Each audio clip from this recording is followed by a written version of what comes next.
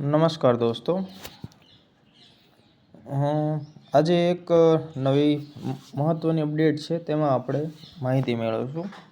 ખાસ કરીને હાલ જે ministry off road transport and highways જે ઓથોરિટી છે ગવર્મેન્ટ ઓફ ઇન્ડિયાની, તેમના દ્વારા એક સર્વિસ ચાલુ કરવામાં આવી છે જેમાં આપણે આરસી બુક અને જે ડ્રાઇવિંગ લાઇસન્સ છે તેમાં મોબાઈલ નંબર અપડેટ કરી શકીએ છીએ તેવું એક સર્વિસ એડ કરવામાં આવી છે જેમાં ઘર બેઠા જ આપણે આ બધું કામ કરી શકીશું.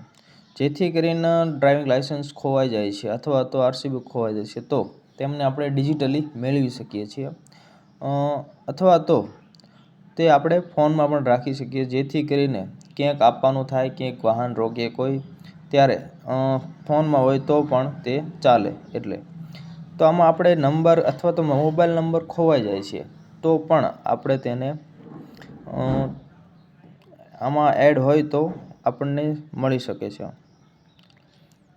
તો નંબર બદલવા માટે તમને અહીંયા ડિસ્પ્લે ઉપર જોઈ શકો છો, બંને લિંક આપેલી છે, તેમાં તમારે જવાનું છે. ત્યારબાદ ડ્રાઇવિંગ લાઇસન્સ નંબર નાખવાનો હોય છે, ત્યારબાદ આધાર ઓટીપી આવશે, મતલબ આધાર સાથે મોબાઈલ નંબર લિંક હોવો ફરજિયાત છે.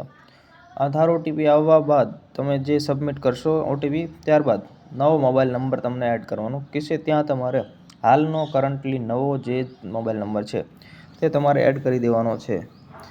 ત્યારબાદ ઓટીપી આવશે તે નંબરમાં અને તે સબમિટ કરતાં જ તાત્કાલિક તમારું નંબર એડ થઈ જશે.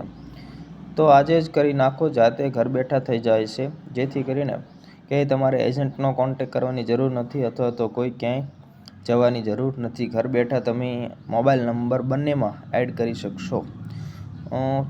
સરકારની આ એક સુવિધા સારી છે કે જેમાં આપણે ઘર બેઠા કામ કરી શકીએ છીએ.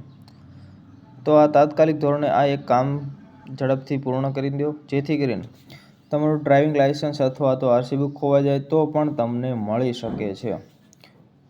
Thank you.